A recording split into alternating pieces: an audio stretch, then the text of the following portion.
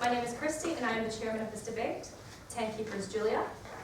This debate will be judged by a panel of 3 adjudicators who are Mr. Morton, Mr. Briggs and Ms. Williamson. The topic of this debate is that Australia should switch to nuclear power. The affirmative team seated to my right are from Sacred Heart. The negative team to my left is from Pembroke. The speaking time of this debate is 6 minutes. A single warning bell will sound at 1 minute before the speaking time, and a double bell will sound at the speaking time. Please ensure that your mobile phones are switched off. Good. I declare this debate open and call upon the first affirmative speaker, Phil Amos.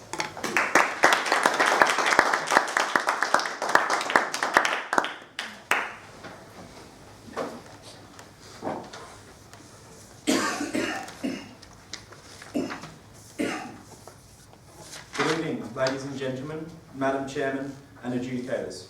The topic of tonight's debate is that Australia should switch to nuclear power. We, the affirmative team, define nuclear power in accordance with the Emirates Nuclear Energy Corporation as a form of energy produced by an atomic reaction creating an alternative source of electrical power to that supplied by coal, gas or oil. We define switch in accordance with the Oxford Dictionary to mean a change from one thing to another, and in the context of this topic, that means a change from fossil fuel-based energy, which is currently Australia's predominant source of energy. Tonight, I will discuss the efficiency of nuclear energy compared to other renewable energy sources. Our second speaker, Catherine, will discuss the minimal resources and maximum benefits of nuclear energy. Moreover, while nuclear energy is suited to the environmental fears of contemporary society, and our third speaker, Bianca, will summarise our team's case. For my first point, I'll be discussing the efficiency of nuclear energy production compared to fossil fuel production energy. According to the Nuclear Energy Institute, nuclear power is far more efficient energy type while it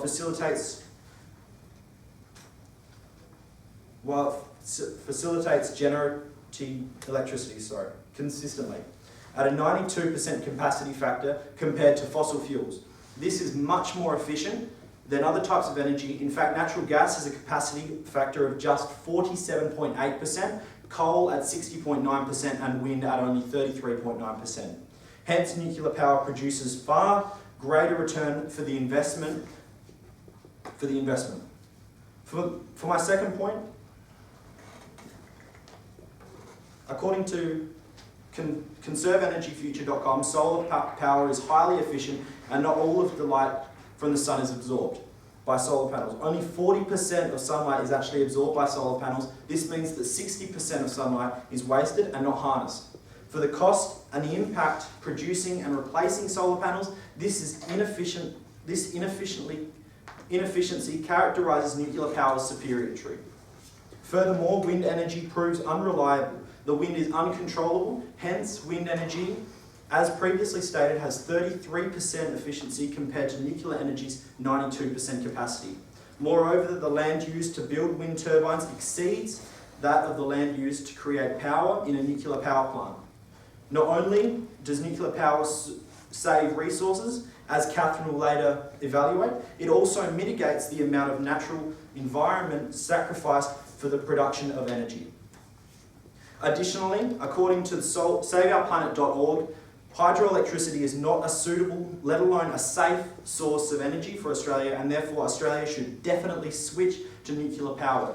Dams utilised for the production of hydroelectricity are prone to the inadequate construction, while they cannot be developed in a way which can adapt to all weather conditions, which results in their collapse. This means the mass destruction of the natural environment, which, as we all know, is something integral to Australia's identity and its economic prosperity. This also results in people needing to evacuate, and consequently innocent people will lose their homes and businesses. In fact, according to the Ministry of Energy and Energy Affairs, a hydropower plant was inadequately constructed for the unpredicted amount of rain in Australia's climate, and thus, if it collapsed, it would result in the death of thousands and the isolation of tens of thousands. However, with nuclear energy, this would not occur due to the development of nuclear power plants. That is, as stated by World Nuclear Power, nuclear power is isolated from the large population, and thick lead walls are used as a precaution so that if there is an accident, citizens have time to evacuate, and hence, due to these safety precautions and inadequacies of other energy sources, if Australia was to address sources, Australia's must switch to nuclear energy. If Australia was to address global warming, nuclear energy is clearly the best option. In conclusion, ladies and gentlemen, it is clearly obvious that nuclear power is far more efficient than the current sources of energy utilised in Australia. Additionally, due to the inadequacies of various other energy sources, including solar, wind and hydroelectricity, Australia must make the switch to nuclear power. Thank you.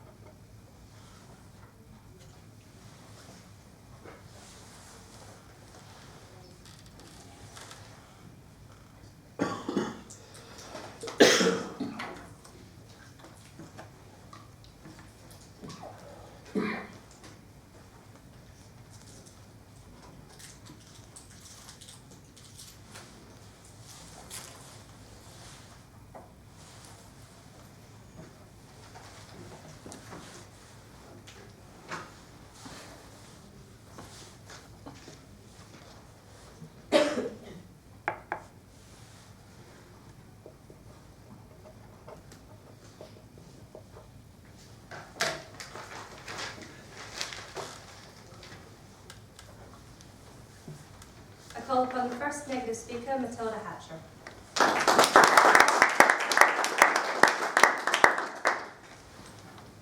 Good evening, ladies and gentlemen. The topic for tonight's debate is that Australia should switch to nuclear power, and we, the negative team, strongly disagree with this statement. We agree with the definition put forward by the affirmative team. Before I get to the more substantive part of my argument, I would like to spend some time analysing the case raised by the first speaker of the affirmative team. The first affirmative speaker has said that nuclear energy is far more efficient than fossil fuel-based energy. Now this is true, we agree, but we on the negative team believe that Australia should be focusing on switching to more sustainable power sources, not focusing on the fact that it is more efficient than fossil fuels.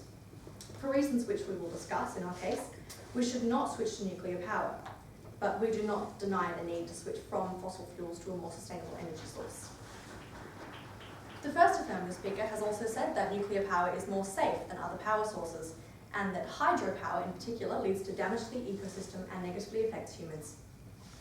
This may be so, but the historically proven danger of nuclear power plants, along with the dangerous nuclear waste it produces, which are both points I will be discussing in my speech, are much more destructive for the environment and the people.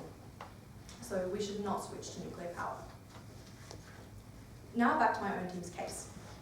Tonight I, as first speaker, will be talking to you about the dangers associated with nuclear power, the water which will be wasted if we switch to nuclear power, and the problem of nuclear waste disposal. Our second speaker, Sam, will be discussing other, cleaner alternative sources with less risk, and why we should invest time and money in these other alternative sources. Our third speaker, Yingtong, will be rebutting the opposition and will then summarise our team's case. Now to my first point. In his book, Normal Accidents, Professor Charles Perrow said that multiple and unexpected failures are built into society's complex and tightly coupled nuclear reactor systems. Such accidents are unavoidable and cannot be designed around. Ladies and gentlemen, Charles Perrault is right. To date, there have been 3 serious accidents from poor damage to nuclear reactors in the world since 1970. These involved 5 reactors, 1 at 3 Mile Island in 1979, 1 at Chernobyl in 1986, and 3 at Fukushima Daiichi in 2011. In Chernobyl alone, there were 4,000 fatalities, according to the Cost of Failure, a preliminary assessment of major energy accidents, as well as 4,000 extra cancer deaths among 600,000 highly exposed people. In the Kishtim disaster at Mayak in the former Soviet Union, an estimated 8,015 people died as a result of the accident. But aside from these clearly horrific and dangerous incidents, EnvironmentVictoria.org predicts that nuclear power is now much more dangerous for another reason, one that is no accident. Lucas Heights in Sydney, the location of a high-flux Australian reactor, or HIFAR, has since 2005 been a target for terrorist attack. New South Wales Police managed to track down the man making these plans, Abdul Rahman, in 2005, but since then there have been more incidents in 2007 and as recently as 2014, when 5 men were arrested after the police were called to an area near the HIFAR reactor in Lucas Heights. For these 2 reasons, nuclear power is extremely dangerous and we should not impose these risks on Australian citizens. Ladies and gentlemen, we should not switch to nuclear power. My second point for this evening is that nuclear power is an extremely thirsty power source. According to EnvironmentVictoria.org, nuclear reactors use tons of water per second. For example, a nuclear reactor built in Australia could be expected to use 1.7 to 2.8 million litres of water per minute. These nuclear reactors use water from rivers, lakes, dams, or the sea. Now, according to The Economist, Australia is lacking in water. It is still struggling to cope with the aftermath of our devastating drought from 2007. So can we really afford to use this much water on a nuclear reactor when there are safer energy options, as our second speaker is going to explain? We, the Negative team, believe not. Ladies and gentlemen, Australia should not switch to nuclear power. My final point for this evening is a simple one. There is no solution to the deadly nuclear waste that nuclear power produces. It stays dangerously radioactive for longer than any human civilization has existed, and no government has yet built or demonstrated safe, long-term nuclear waste storage. According to an article published this year by Paul Brown of the Climate News Network, the only way to prevent the build-up of deadly nuclear waste is to stop producing it. According to the University of Michigan, uranium will remain hazardous to humans for 7 billion years, and these contaminants can easily travel through different ecological systems, negatively affecting them. So why should we subject Australia's people and ecosystems to this danger? Ladies and gentlemen, Australia should not switch to nuclear power.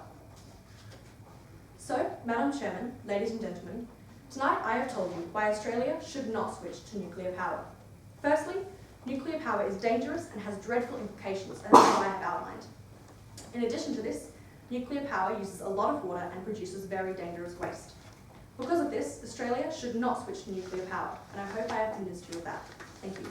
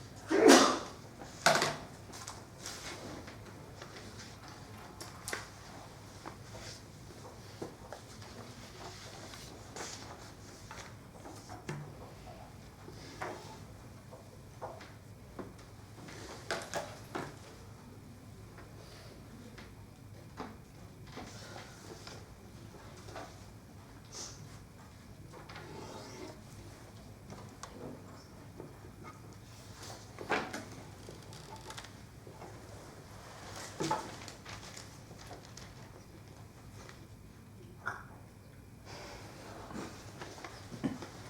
call upon the second affirmative speaker, Catherine Gibb.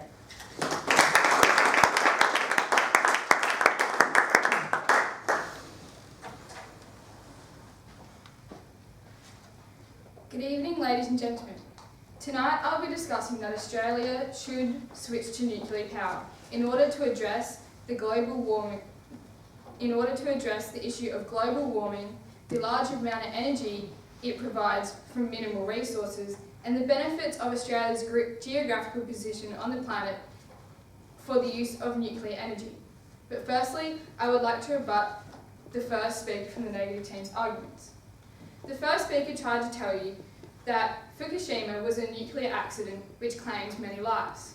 Whilst it did claim lives and had a serious impact and was a major disaster, it was not a nuclear accident. It was a series of natural disasters beginning with an earthquake and then resulted in a tsunami, which was a cause of failure of a reactor. In light of this, Australia's geographical position, which I'll further discuss, is of lesser threat to such accidents and has never in fact been experienced in Australia. She also tried to tell you that nuclear power has dangers that can be enforced by humans. However, this is not a moral issue. Well, this is not a debate about morals. It is an ethical issue. We need to put saving our planet first. We can't reject this huge environmental benefit of nuclear power due to the threat of inhumanity to man. Lastly, she tried to argue that nuclear power is affecting our lack of water and had an impact on the drought in 2007. However, this is a global warming issue that nuclear power can prevent, which I'll further discuss in my arguments. For my first point, I will be discussing the current environmental status of our planet. Global warming, according to Merriam-Webster, is a gradual increase in the temperature of the Earth's atmosphere. This is caused by the burning of fossil fuels which contain carbon dioxide. Carbon dioxide allows light energy in, however, it does not let heat energy out of the Earth's atmosphere. Along with the destruction of forests which eliminates habitats and reduces the amount of carbon dioxide used in the process of photosynthesis, the temperature of our Earth's atmosphere is, in fact, increasing. This leads to disasters such as rising sea levels due to the melting of ice caps and glaciers, which will impact smaller countries and islands over time. Rising sea levels leads to erosion on seabeds, and over time, less land space will be available to all of us, which also affects our increasing problem of refugees, which is a large worldwide problem, as there's going to be more trying to come into countries such as Australia, and we're going to have nowhere to put them. Global warming will also lead to further consequences such as storms, floods, droughts, and heat waves. But don't you think we've been through enough of these natural disasters? How much more can we take? As a nation, think of the effects of the Queensland floods, the Victorian bushfires, and the 2007 drought, as the other team has already stated. And the bushfires that we suffer through on a yearly basis in our hot summers, which are forever increasing on severity due to global warming. Nuclear power is a solution. It will decrease carbon dioxide and it will decrease global warming effects. Ladies and gentlemen, imagine the lives, homes and families we can save now and in the future by using nuclear power. For my second point, I would like to argue that nuclear power provides a large amount of energy with minimal amount of resources. In order to regulate nuclear power, the only two predominant materials needed are uranium and thorium, both of which can be made synthetically, therefore further reducing environmental impact. Further to this, according to the research conducted by the Scientific American and Nuclear Energy Agency, With our current economically accessible uranium resources, nuclear reactors could run for over 200 years. With nuclear energy, there is much less of a worry when it comes to renewing materials, replacing components, and overall costs in maintenance. Its minimal resource consumption and the use of synthetic materials over natural results in a hugely significant reduction in carbon emissions. Our planet is choking to death, and Australia's switch to nuclear power will release its stronghold and allow us to breathe cleaner for longer. For my third and final point, I'll address the benefits of Australia's geographical position on the planet for the use of nuclear energy. Due to Australia's position on top of a tectonic plate, it makes a more stable and lower threat to natural disasters such as earthquakes and tsunamis. As stated by World Nuclear Association, Australia has the largest uranium resource of up to 31% of the world's resources. As it is such a local resource, we can eliminate costs of imports and gain profits through exploitation, which will stimulate our economy, and we can guarantee the quality of our own products, and they are readily available in our own country. Nuclear power is truly an environmentally responsible resource. Ladies and gentlemen, in light of the profound benefits of nuclear power, it is blatantly obvious that Australia should make it the switch. Thank you.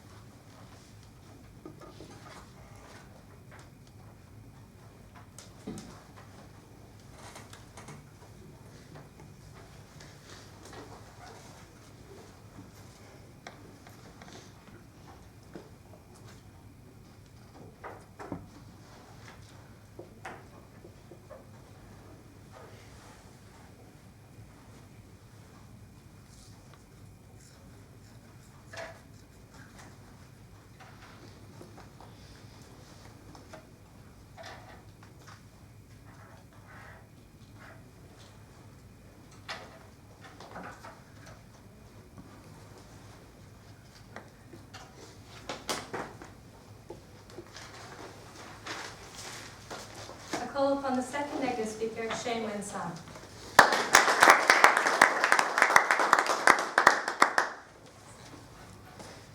Ladies and gentlemen, Australia should not switch to nuclear power. But before I go on to my substantives, allow me to give some rebuttals of the affirmative team. The first speaker came up and tried to tell you that nuclear power is more efficient, with 92% efficiency and being more efficient than any other source of energy.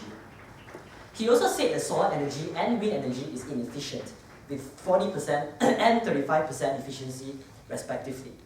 Now the notion here is that energy lost is energy wasted.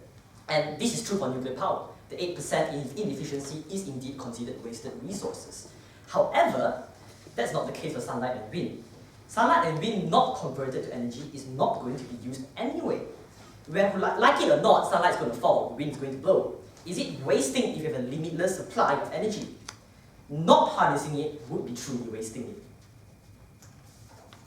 Also, he said winds may be unpredictable and difficult to harness, but this is simply not true. Experts have already identified locations off the west coast of Australia that's capable of generating up to 48% of Australia's energy sources. The prediction is possible and has already been done.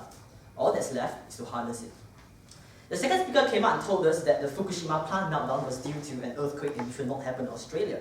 But the Chernobyl plant accident still remains unaddressed and still shows that accidents can happen.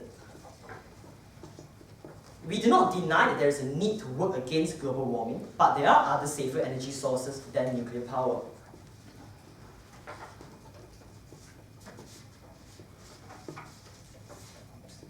The second speaker also told us that, nuclear power is a solution to global warming. But they have also considered at the same time there is currently no solution to nuclear waste, and that pollutes the environment all the same, causing a different kind of pollution for humanity. The solution to global warming without pollution is renewable energy sources. On to my substantives. Matilda has already told you that nuclear energy is extremely dangerous. The motion implies that Australia should switch to nuclear power right now. And as she explained, from the Fukushima Daiichi nuclear disaster and the Chernobyl disaster that happened not too long ago, we simply do not have the ability to harness it safely. So then, what should we use? And that brings me to my first point, which is that even if nuclear energy has its cons, which is that there are other better alternatives to our energy conundrum. Now, even if nuclear energy has its cons, if there are no other possible sources, then we would have no choice but to use it anyway. But this is simply not the case. We have solar energy and wind energy, both which are renewable energy sources. In other words, both are sustainable. Now, this has important implications. According to the Australian Photovoltaic Institute, Australia's dry climate and latitude gives it high benefits and potential for solar energy. The annual solar radiation falling on Australia is approximately 58 million petajoules, and Australia currently uses 5,400 petajoules. In short, solar energy alone is enough to fuel Australia's energy consumption 10,000 times over. Solar energy is in itself the most sustainable source on Earth. Even plants which sustain us derive their energy from the sun. So if the sun already sustains us, why not harness it more? Australia in particular also has the highest potential in the world in renewable energy sources due to its strong winds offshore and inshore.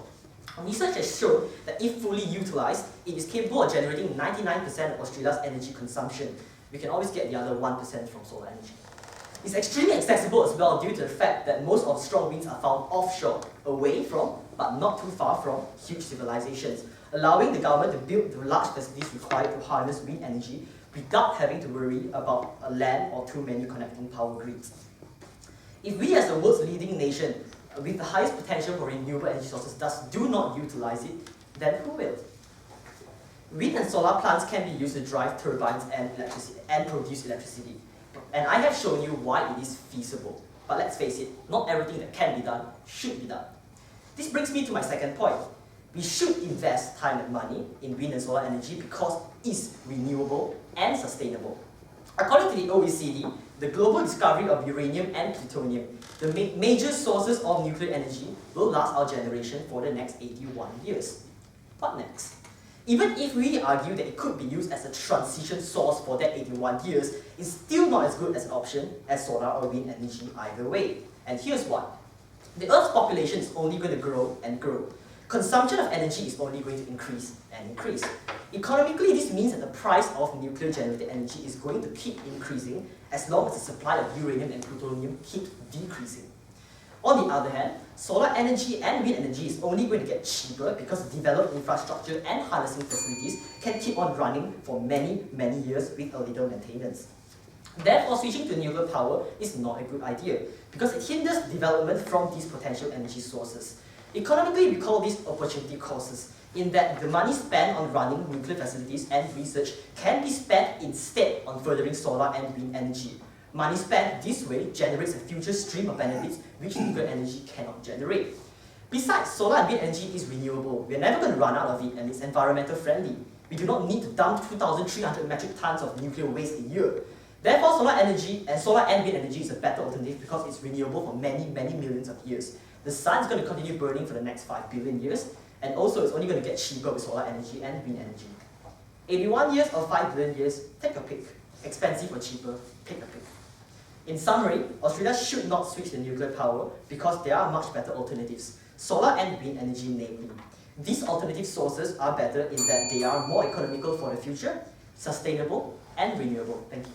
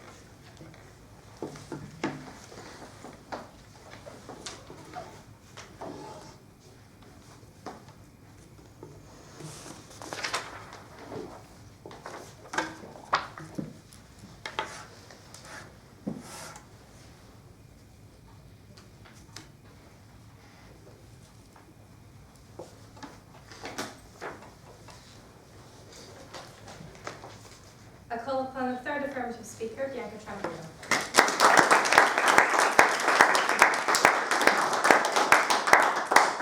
Good evening, ladies and gentlemen.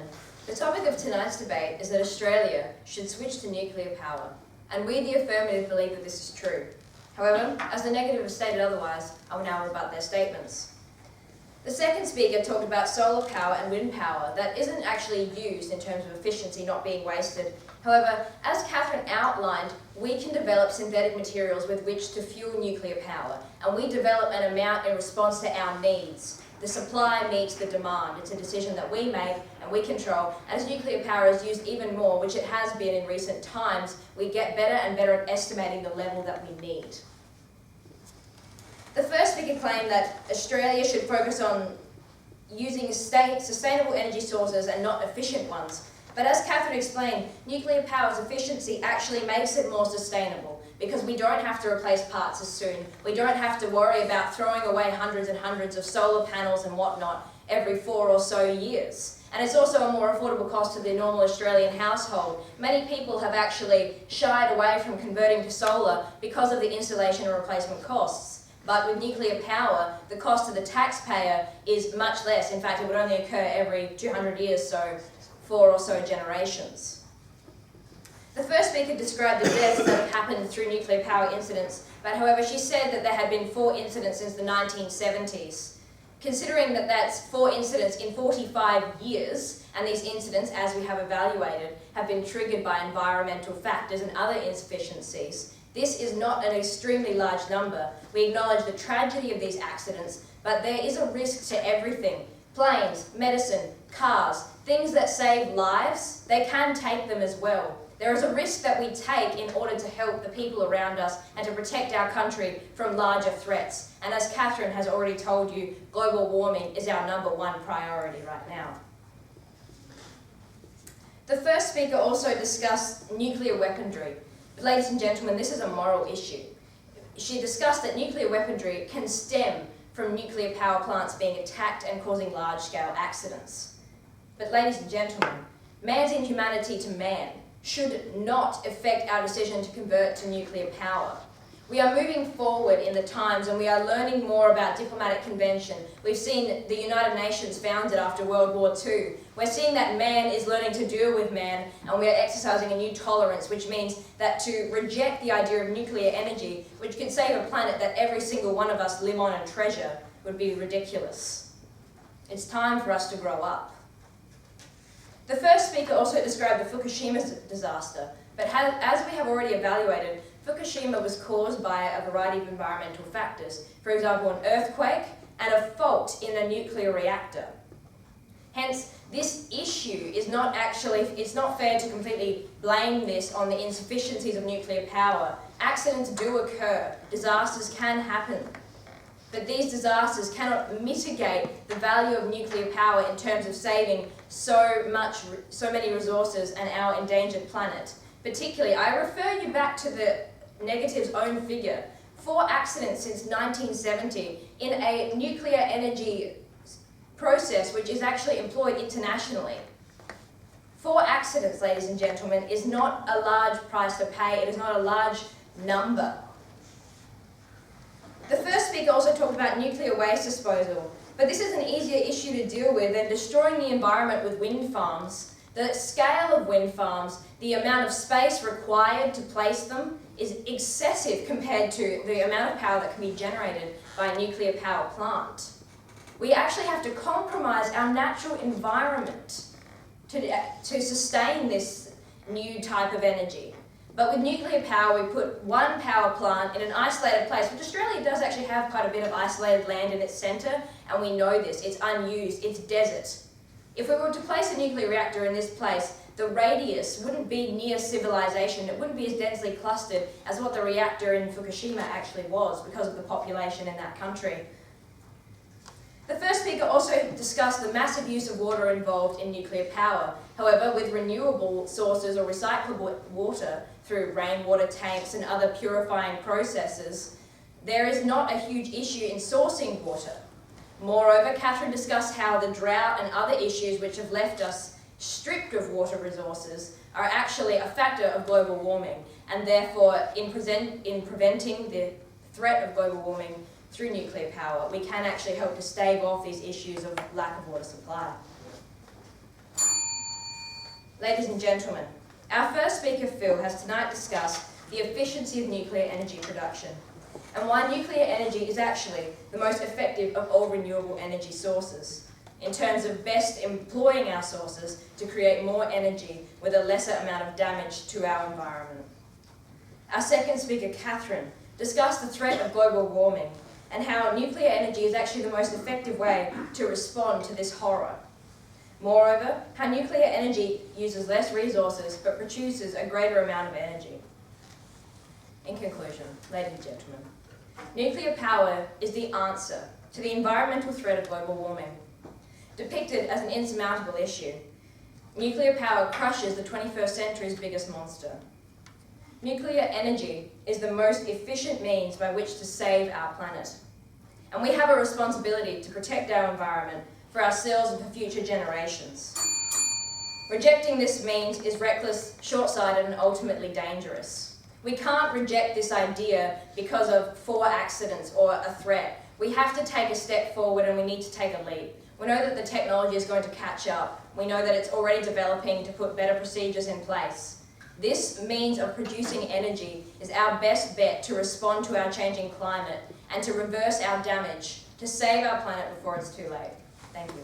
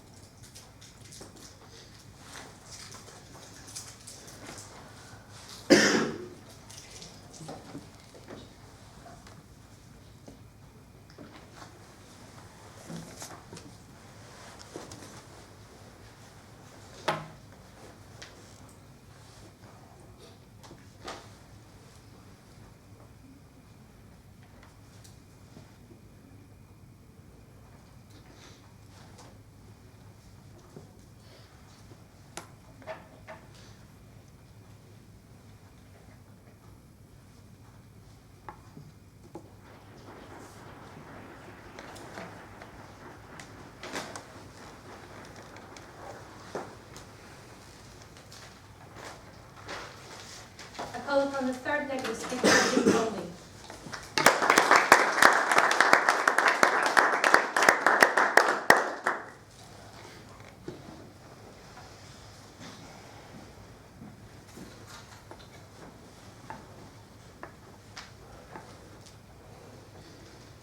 Madam Chairman, ladies and gentlemen, good evening. The world right now is at a pivotal point in its development. We need to decide whether to stick to our traditional forms of power like coal, or to embrace the future and a new energy framework. We agree that we must act on global energy. However, we strongly disagree with the topic that Australia should switch to nuclear power. We instead believe that Australia should focus on investing in alternative sources of power, renewable sources of power, like solar, like wind.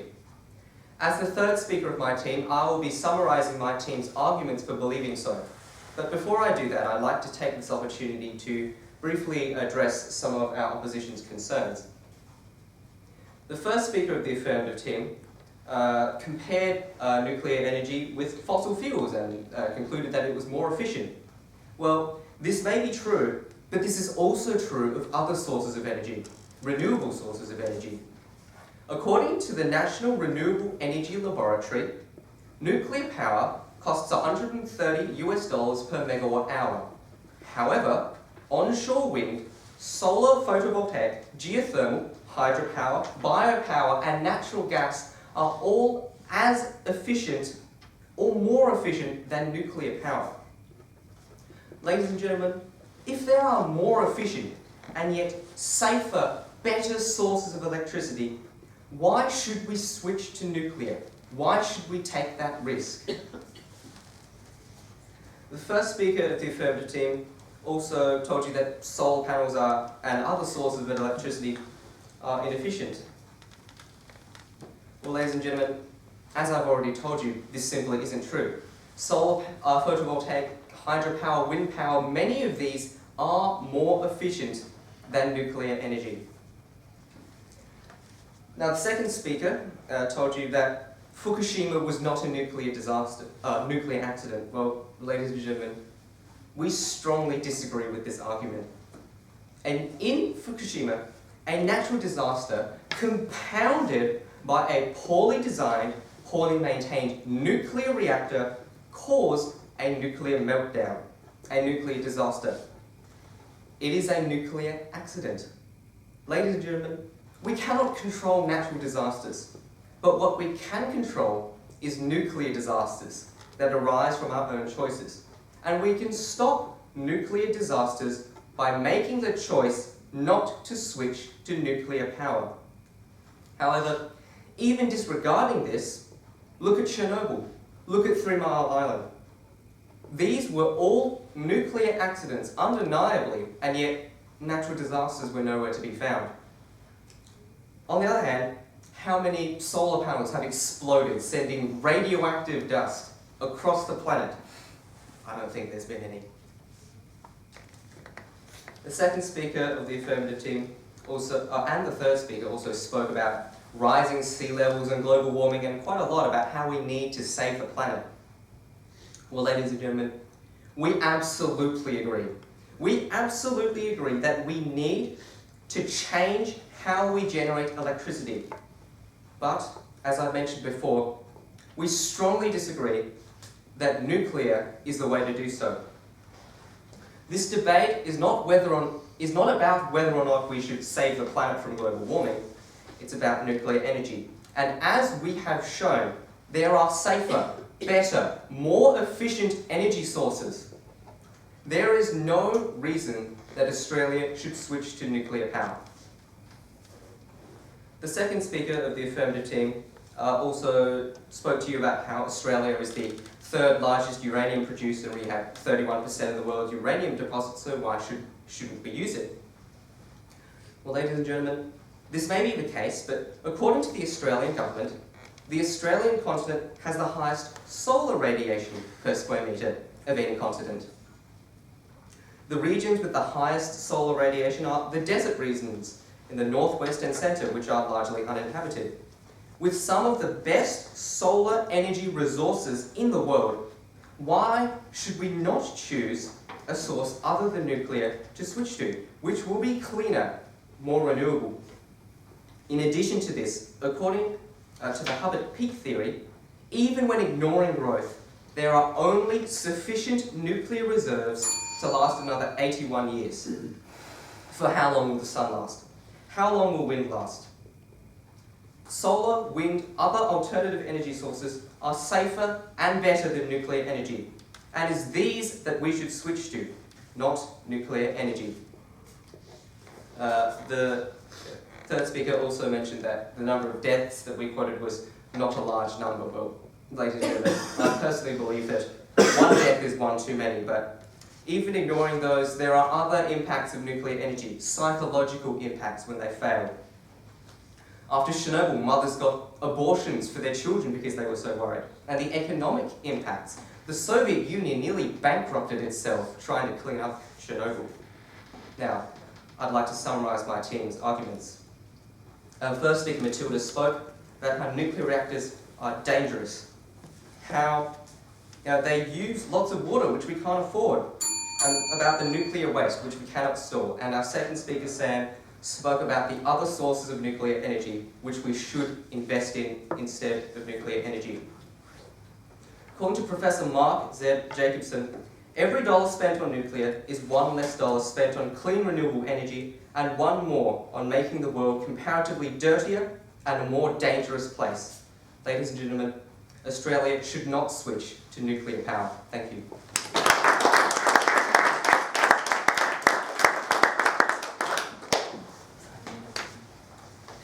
Please wait while the adjudicators finalise the result.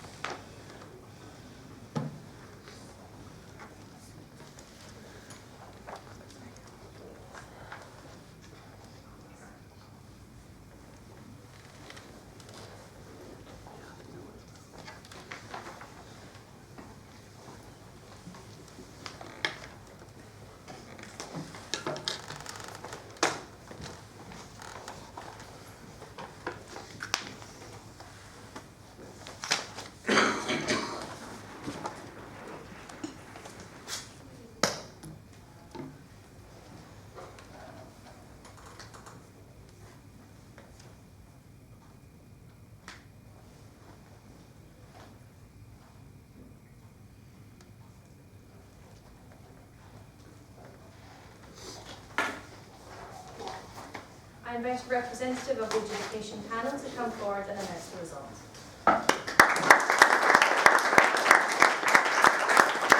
Thank you very much to both teams and congratulations on making it to the semi-finals. It's a privilege to watch as an adjudicator, from where you've come from the first round to the semi-finals, and the parents in this room should be very, very proud of both teams tonight. As in accordance with the banning and saying, we have a panel adjudication. We don't give individual feedback, nor do we give team feedback. That's the rules, and we have three adjudicators and panellists, all marking to the same criteria, but individually scoring each individual team. That said, tonight the decision was unanimous, and the decision tonight is going to the negative. Congratulations. We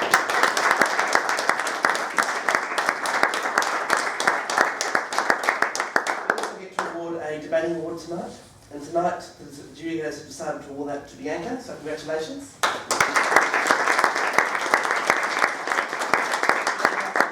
Well worded rebuttal, off the cusp, and an even better summary of your team's case. So well done.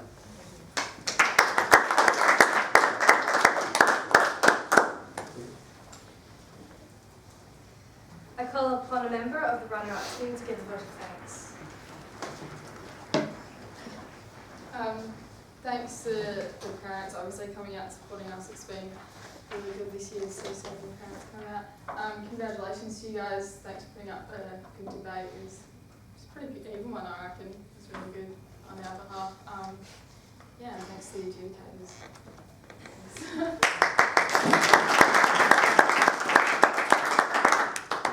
I call upon a member of the winning team to second that vote of thanks. I'd just like to thank the audience for coming out and supporting this, because it's a really wonderful opportunity that we have, and three adjudicators for adjudicating tonight, and of course the opposition, because you guys did such a fantastic job, and short prep is always hard. You put up a great fight, so thank you.